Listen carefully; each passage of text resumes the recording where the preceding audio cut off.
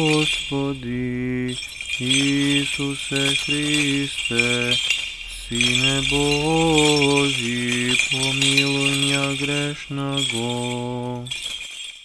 Отца и Сина и Святия Духа. Амин. Возлюбени по Христа Бога, браќи и сестри, еве денеска завршила третата седмица од празникот на Светиот и велик пост, Пасхален. Оваа седмица Светата Црква Божија не случајно после неделата на Светото православие и неделата на великиот богослов на Црквата Божја, архиепископот Солунски Григорий Палама и го посветува на светиот, чесен и животворен крст Господен. Денеска, бидејќи е празникот на светиот, чесен и животворен крст, ние ја пеевме прекрасната песна, поетска творба на големите православни поети од византиската епоха, посветена на крстот. На крстот Твој се поклонуваме, благи Владико, и светото Твое воскресение го славиме. Ова кратка, но необично задлабочена, богословски се разбира поетска творба, воскресението се става во врска со крстот, со распијатието Христово, бидејќи позната е максимата на големите отци на црквата, според која што нема воскресение без смрт. Нема воскресение без распијатие, браќи и сестри. Тоа е патот што треба да го поминеме сите. Секој треба да го земе крстот на својот живот, онака како што денеска Христос Бог во Евангелието напишано од раката на светиот апостол и евангелист Марко ни го кажува. Всушност, денешната евангелска перикопа почнува токму со тие зборови. Ако некој сака да ме следи, нека се одрече од себе си, нека го земе крстот на својот живот и нека ме следи. Што значат првите зборови? Ако некој сака да ме следи. Целосно, 100% уважување на личната слобода од секој човек. Без исклучок. Од Адама до последниот роден. До него, до секој човек посебно, Бог го упатува тој повик. Ако некој сака, во тој повик нема присила, нема условувања, туку целосно чување на личната слобода. Оној пак што ќе одговори позитивно, што ќе изрази желба да тргне по Христа Господ, тој тогаш треба да исполни два значајни услови. Едниот од двата е да се откаже от сами от себе си. Що значи това, браќа и сестри, да се откажеме от себе си? Това значи да се откажеме от себе грешните, от себе смъртните, от себе несъвършените. За Бога да го вземеме како мера на својот живот. За во нашиот живот критериум да ни стане само едниот, кој што не знае за грев, ниту за смрт. А тоа е Богочовекот Христос и совршенството на Отецот, кој што е совршенство и на Синот и на Духот Свет. Совршенството на Бога е нашиот критериум, браќа и сестри, а не сакатите критериуми кои што ги земаме пред себе си како критериум, затоа што некаде во некоја област од животот постигнале некаков резултат. Во таа смисла,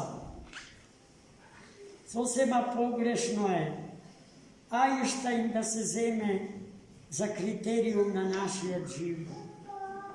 Колку и да е интелигентен, прониклив, способен да продре во тајните на светот и на човекот,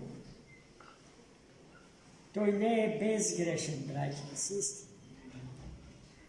И неговиот критериум не е непостижен критериум. А ако него и никој друг сме го избрале за тоа, тогаш можноста, способноста, располагањето со капацитети да ги надминат капацитетите на тој човек, на тој критериум, ни одземаат можноста да растем. Таквите авторитети и критериуми во науката, уметноста и културата стануваат еден вид прокрустрова постела за човек.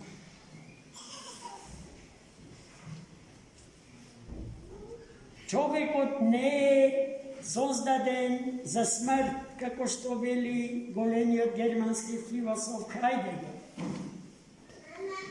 Човекот знае, по силата на интуицијата знае, дека е создаден за вечност. И само критериум кој што му ја овозможува вечноста може да биде земен во обзир како критериум.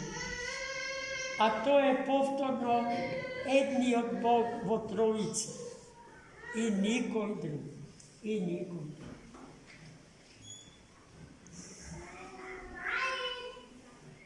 Затоа, браќа и сестри, треба да се откажеме од себе си слабите, немокните, несовршени, за да го примиме Бога, совршениот, семокниот, животодавец, за свој критериум, за единствена вистинска мера на сите вредности во нашиот живот. И потоа следи вториот дел од кажувањето, да се земе крстот на нашиот живот. Гледајте, крстот на животот е крст кој што е пропорционален со животот, потенцијалите и можностите и дарбите на секој човек посебно. Тој крст не е еден подеднаков за сите, туку секој од нас, како што е личност, има и свој крст, велам пропорционален на своите личности и онтолошки потенцијали. Тежината на тој крст никогаш не ги надминува можностите на оној што го носи. Затоа поплаките дека мојот крст е претежок за носење. Не се точни. Има еден одличен афоризам на таа тема. Некој монах кој што се жалеа на преголемата тежина на својот животен крст, бил воведен во една просторија преполна со крстови, со различна големи. И му било речен да го избере крстот што тој го сака, крстот што сака да го носи. И тој бира, се загледува, некој му биле претешки, некој. И дошол до некој малечко крсте и за него се определи. Ангелот му кажа дека си го избрал крстот на неговиот живот, дека токму тој крст и го носи. А тога зошто се жали? Гледајте, во изборот на крстот учествуваме и сами. Не ни е крстот намет, нешто што мораме по туѓа воја да го носим. Али крстот е символ за нашиот творечки живот, за способноста да градиме релации со другите луѓе, со светот, со Бога. Поимот релација или однос ја потврдува личноста на човек. Го потврдува човекот како личност.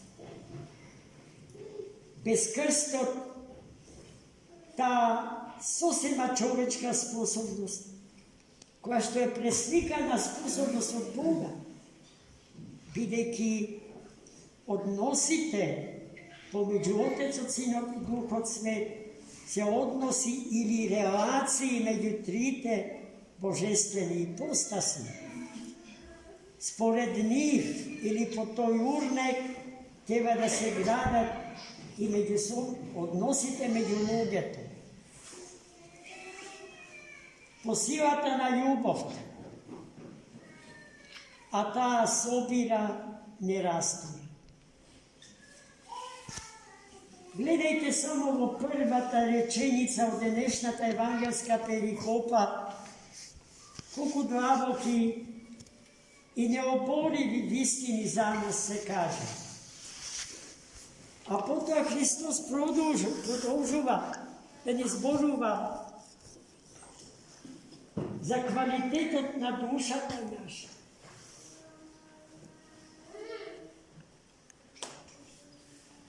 Дека душата наша треба да располага со особеностите за кои што се зборува во првиот дел, во првата реченица од Евангелието.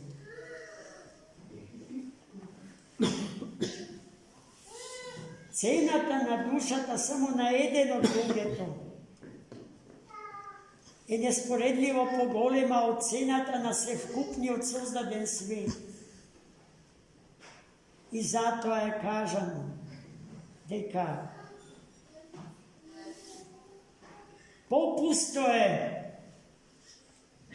да го освоиме сиот свет, ако на душата и на штети. На душата на тој начин оштетена, убиена или изгубена. Каков откуп, вели Христос, ке дадеш за душата си? Че не постои цена со која што може загубата да се покри. И така натака, да ги чуваме нашите души во светлина, браќа и сестри, душата човечка ne može da prediva do temnina. Samio čovek je bitije svetlo tkajeno, sozdadeno od svetli.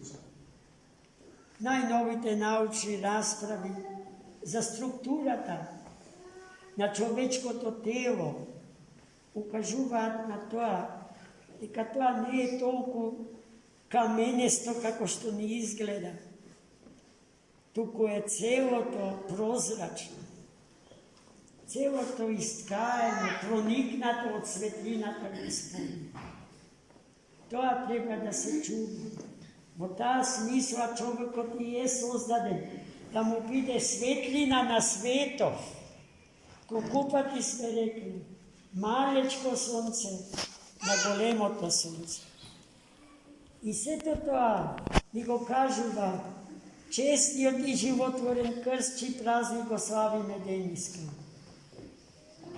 И затоа, секогаш одново и секогаш со радост, да стануваме и да си легнуваме, изговарајќи ги чудесните зборови од поетската творба за крстот. Кресту Твоему покланяем се, Владико, и святое воскресение Твое славим. Амин. Амин.